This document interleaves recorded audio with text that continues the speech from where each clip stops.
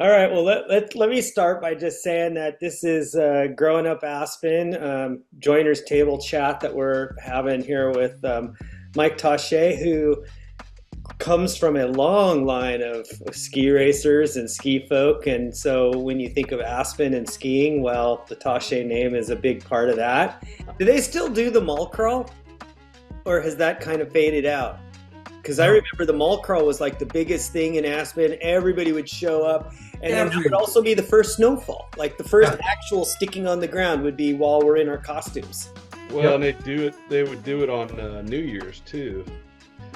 Uh, I don't know. That Was does it, not was it exist. actually called the mall crawl, or was that the one? That was just the one in Boulder, I thought. But I don't know. I always called it the mall crawl. yeah, No, I know what you meant, but no, they don't anymore. I wish they did. No, Oh, they don't. those days don't exist anymore, man. No. yeah. And then the holiday, or like when Halloween, they down at the art museum. Uh-huh. Remember the parties they threw down there? Yeah. That was a little later on. Yeah. Oh yeah. Yeah, and they would throw in there, and everyone was just out there, and Yeah. everyone you knew in there together. Yeah. You Yeah. had all the cool art going on all over. You'd go upstairs and there'd be some other crazy thing going on. Yeah. Get into Yeah. this room, something crazy going on. Yeah. None of that exists anymore, unfortunately. Like my hood here was completely dead last night. Wow. Really? Wow. Deadsville. Wow. That's what. Deadsville. Well, that's what I think I remember the East End. We used to take our motorcycles and snake through over where the lower elementary was, and then go down to Clark's with our little motorcycles and go on down to. And I remember when we'd do that, you could smell barbecue or something. You could hear kids running around, throwing frisbees, just noise, things going on. I haven't. It was crickets. I mean, you couldn't even hear crickets when I was there. It was just total silence. yeah, And I felt like that just showed me that the neighborhood isn't the neighborhood it used to be. which is going to take me back to our earlier conversation. If you wanted to go like see where the kids were last night, you'd have to go to North 40. Employee housing. Where? North 40. All the employee housing out there by Yeah. Oh, By behind- smuggler, by lower dumps, basically. right. Area. Right. there, no, over by Maroon Creek Club, behind the Maroon Creek Club. Oh, okay. Yeah, there's a huge employee housing thing behind ABC and Right. Maroon Creek Club, Okay. North 40. And that's where, yeah, that's one of the biggest employee housing developments we have here. Wow. You go there and it'd be jamming with people. So Aspen does have the projects now. You know? Yes, we do. Oh, funny. Living in a $400,000 You know everyone in yeah. there. It's true. I mean, it's like nuts. Or where else? Like, God, Travis lives up above the high school, Yeah. and that's employee housing as well. Right. Not Yeah. the- Well, and Mark Whitley's up there in employee Yeah, Whitney's housing. up there. I mean, that's where I used that whole field out there, which is now a soccer field. That's where I used to ride my motorcycle because there was no one out there. There's nothing out there. And so Ted Davis, David Vidian, Bruce Burton, and we all had motorcycles, and we just would ride on the track out there. And it was like ours. Like we owned it because no one was using it. And if we got a little too close to, what is that up there? It's Meadowwood. Yeah, If we Meadow. got too close to Meadowwood, there'd be some dude that would come out with a shotgun and shoot us with salt. So it was like Salt. had our leather coats on and shit, so we were fine. But it was like, oh god, you better get out of here. Oh, yeah. Too close. Classic. It has changed, and it's the looseness, as you said, is gone. It's not as loose as we grew up. Right, but it again, Parents like looking Lo out says, for all of it's us. still cooler than everywhere else. And it is, Yeah. Yeah, Hey. but they don't know what they're missing, though. I gotta say, man. Gang, I travel all over the place all winter long and have been forever, right? Uh-huh. And I always fly back in here, and it's always that same, love this place. right? Even as crazy as it is now. I still can come back and go, oh yeah. That's cool. I still have my group. You guys, I'll tell you about this. A group that I've been with. Billy Matson's involved in it. And we've been doing shit together for 30 years. Every Wednesday night for 30 years. We mountain bike at 5 o'clock. We hook up or we're skinning somewhere to go skiing at 5 o'clock every Wednesday.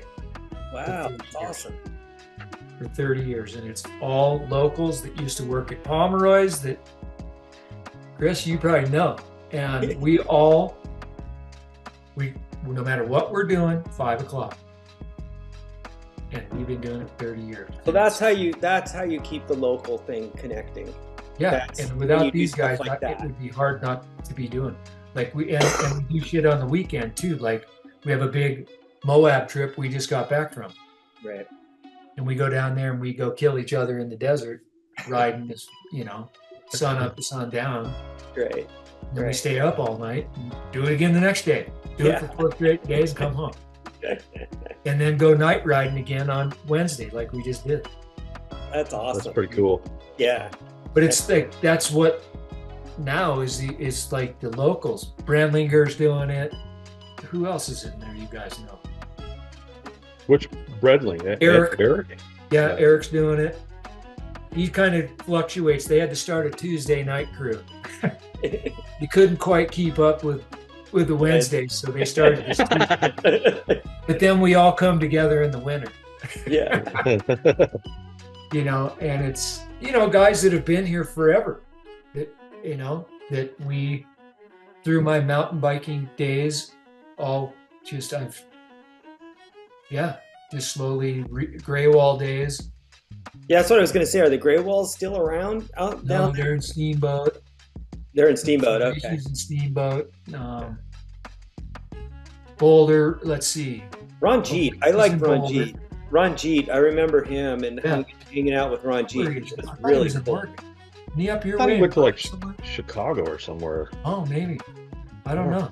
He was a good artist. He was a really good artist. Yeah. He was a good photographer too. Yeah. I remember all that. So I don't know where Ron Jeet took off to. Yeah, he was always a cool guy. Those days, man. And they just started doing stuff with this crew, and here we are 30 years later. I'm like, wow. And you come out here for the training camps on Mount Hood, right? Is that sort of a regular thing that you do every summer? Not anymore. Well, with the younger kids, I don't coach that crew anymore. They do. They come out and do their thing on. Oh, okay. Okay. For like 2 or 3 weeks every summer. There was a stint so now I'm with the older crew, so it's basically you got to go to South America. We got to go in one big trip in South America. Right now we're lucky here. We were able to ski till the end of May. Right. Camps in Loveland until the end of May, and then hit the gym, do the South America thing, come back, hit the gym some more, and we're skiing already over in Copper and Keystone and all that. Whereabouts in South America? It changes every year. La Parva to Argentina to, it changes every year where we end up going. Wow. So it depends on where the snow is, basically. Yeah. We try to hook in with the same spot every year, but, it can change. Right. What's the new one? At the tip of South America down there, Ushuaia. Oh, wow. That joint, way down there. And a guy that has a kid in the Vail program, he owns the mountain. So it's a spot where like Michaela goes. Right. There's all these high-end, big-time World Cuppers that go down there and train. Got great setup. And like to hook into that. I was trying to hook into that this past spring. Thanks for listening to Growing Up Aspen, a Joiner's Table podcast with our classmates. We'd like to thank the Aspen Times and the Aspen Daily News for letting us include some of their materials in our book, Growing Up Aspen, Adventures of the Unsupervised. If you're interested, you can check out our book at twistandturnpress.com, or any local bookstore can order our book. So we will talk to you soon and hear more from some of our friends. Thanks.